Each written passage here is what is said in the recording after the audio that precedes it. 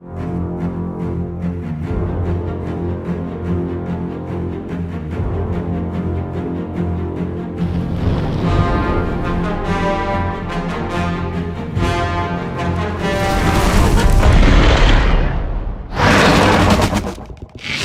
at ArenaNet, we fortunately are on something for a long time. We can work on a project for years and take the time to really make something that fits the world and the themes. Drew and I both started here around 2008 when Guild Wars 2 was just getting going.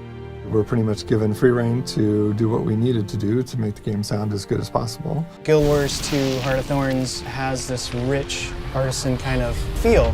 And so to keep in that vein and have it fit that environment, we chose instruments and other objects that we Foley. So there's this organic, natural vibe to go with that painterly look.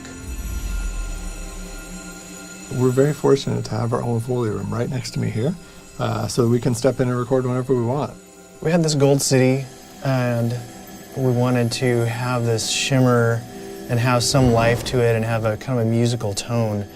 I used a wind chime, and I bowed it with a bass bow. So this is this really airy, ethereal type of sound that we get the detail from the shotgun, which is the 418S, and it's really quiet, so we can get this really, not as much musical, but very soft tone.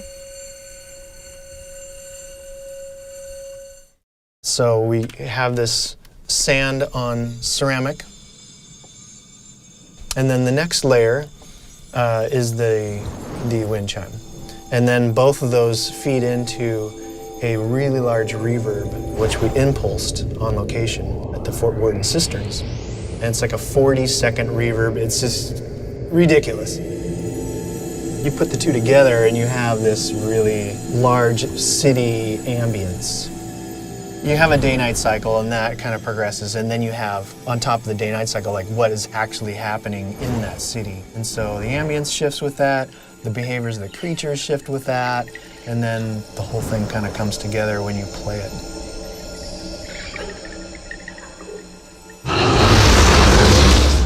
What's fun about Foley is you bring in an object and you get that sound that it does.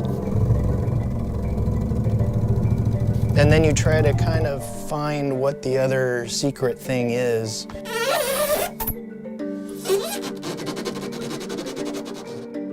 You're creating all these real assets and then combining them to make this one creature, and he's got a little more life to him. I'm very fortunate. I have an awesome team here. If you just hire really good people and just let them do their job and get out of the way, amazing things happen. So this is a mouth call that's essentially made to lure predator creatures.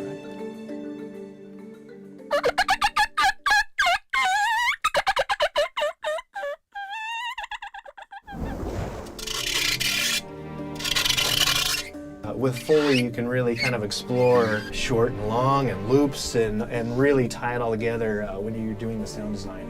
So if we've gone through the initial steps of building what this creature is going to sound like, we then have to build out this big bank of sounds for this guy. Each creature has kind of a set of dialogues, and this is their attack long scream. Okay, so the first one is an upright bass, and we kind of had this chattery, I used a bow and I used one string, and it's kind of a and then the next one is the mandibles. And then here's the cardboard box. And when you tie it together with the other stuff, it gives it that energy and that high end that's like, whoa, this guy means business, you know? But then when it comes time to do the in-game cinematics, you know, I get to work with all that library that's been built. So I get to go to the game library and draw from that. I just try to make it sound the same so that when you step from the game into the cinematics, that it feels like you're just watching a version of what you were just playing. We end up mixing for the big speakers, we end up mixing for little speakers, and then we end up mixing for headphones too. It's a whole lot easier for the sound to scale down in quality to an earbud than it is to go the opposite direction. So if we mix for the big nice headphone, we're pretty sure it's going to sound good on all of them. I've always thought that The best artists know how to use their paintbrushes in as many ways as possible. I kind of came from a design standpoint and then worked my way through implementation and then through ultimately to become an audio systems programmer that I am now. Audio brings stories to life, whether I'm working on code or recording things or implementing things. It's just always fascinating to see how it all comes together, and I think one of the greatest things about working here is I'm allowed to kind of play and understand better what a designer and an implementer needs, and then get back into the code and figure out how I can provide them with the tools and the systems that they ultimately need to create a world. The types of things that I do is I determine what sound is going to play via a given action in the game, and then how that's going to broadcast in three-dimensional space. It's about determining what is important given context, and that things sound appropriate given their size, their intensity, and what is most important to a player when playing the game. There could be thousands trying to play, and it's all about determining priority in real time.